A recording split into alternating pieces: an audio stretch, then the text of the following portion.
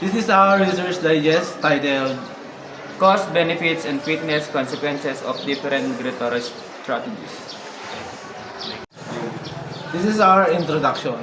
In the study, cost, benefits, and fitness consequences of different migratory strategies published in Ecology 94, 11/17/2013, the researcher explored how the relative fitness of individuals in a population can influence distribution and population growth rates, particularly in migratory species.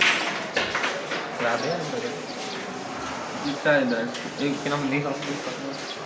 By using energetic models, they are assessed the trade-off experienced by migratory shorebird species across its non-breeding range. Very pause. The study reveals that individuals in locations with more favorable winter conditions exhibit higher survival rates, earlier arrival on breeding grounds, and occupy better quality breeding areas despite facing higher migration costs. Sa kanila? These findings highlight how the energy costs and benefits associated with occupying these different winter locations can lead to fitness inequalities, ultimately shaping the distribution and demography of migration species.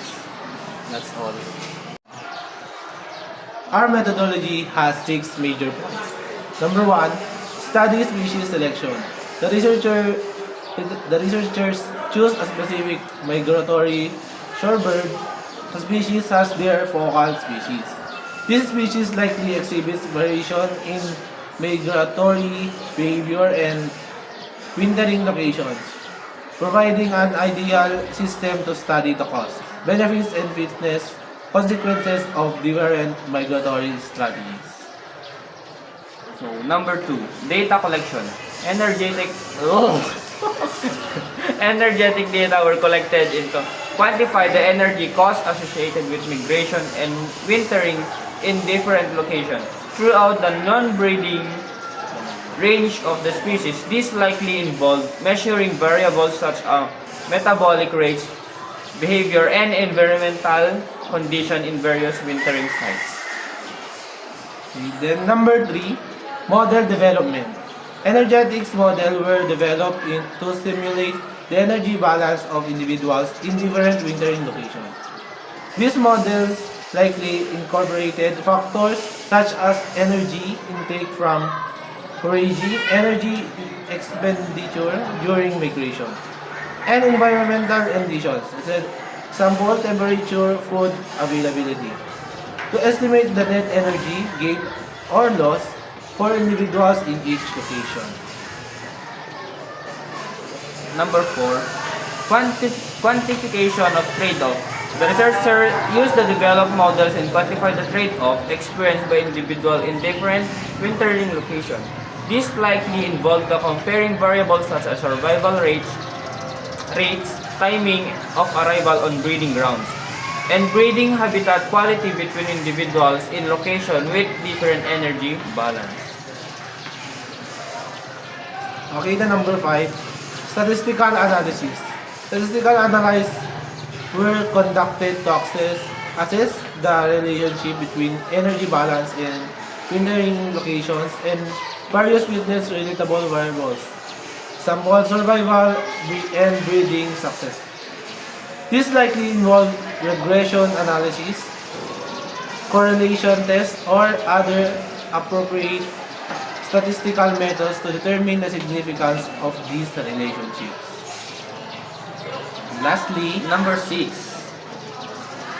interpretation of results. The results of analysis were interpreted to understand how the energy cost to benefit of occupying different wintering locations influence fitness inequalities and ultimately shape the distribution of demography of migratory species.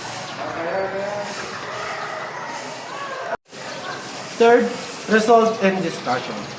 In this study, we investigate the relative fitness of individuals within a population of migratory shorebirds across their non-breeding range.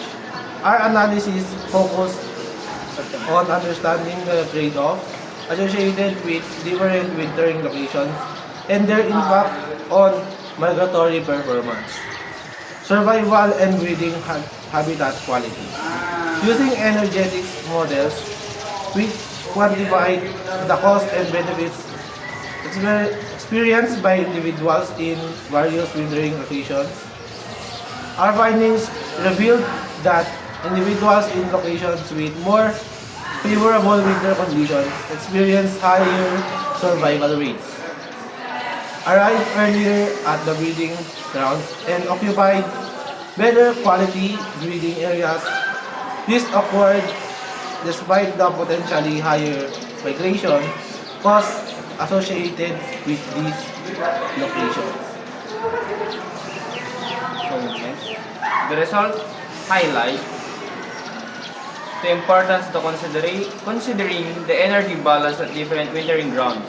When assessing the migratory strategies, the energy cost of benefits associated with occupying specific location can create fitness inequalities within the population.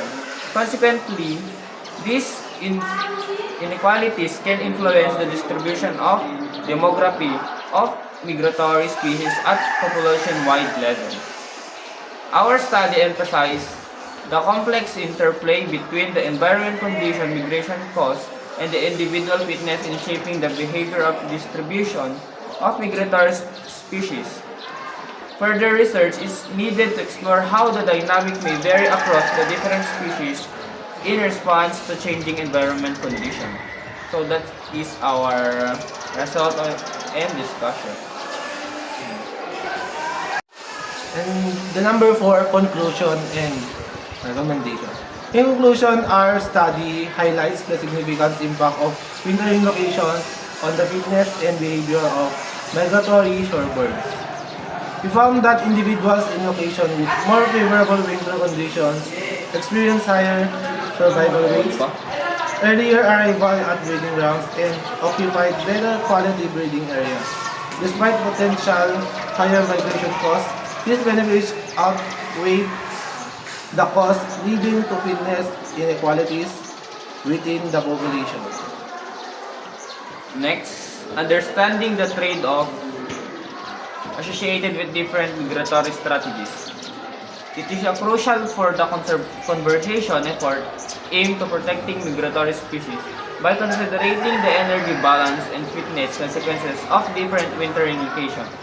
Conservationists can better prioritize the habitat, conservation and management strategies to support the overall fitness and population growth of migratory species. So that is our conclusion. Next, we go to recommendation. Based on our findings, we are recommended the following.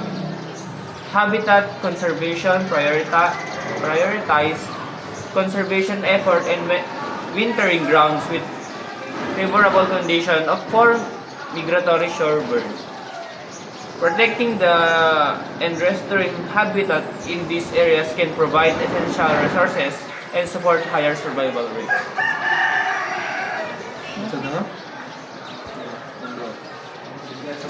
Number 2, migration corridor preservation.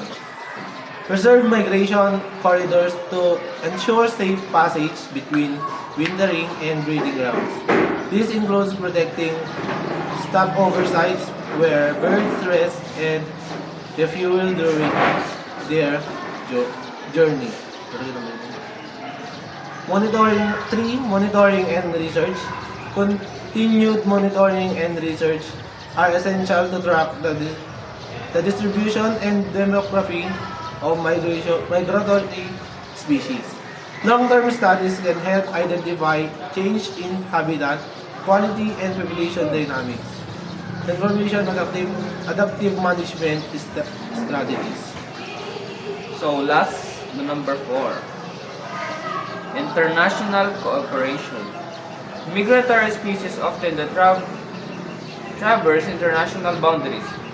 Emphasizing the need for international cooperation, these conversation efforts, collaborative agreements, and partnership can facilitate coordinated conversation action across the migratory routes. So that is our Research digest. Thank you very much.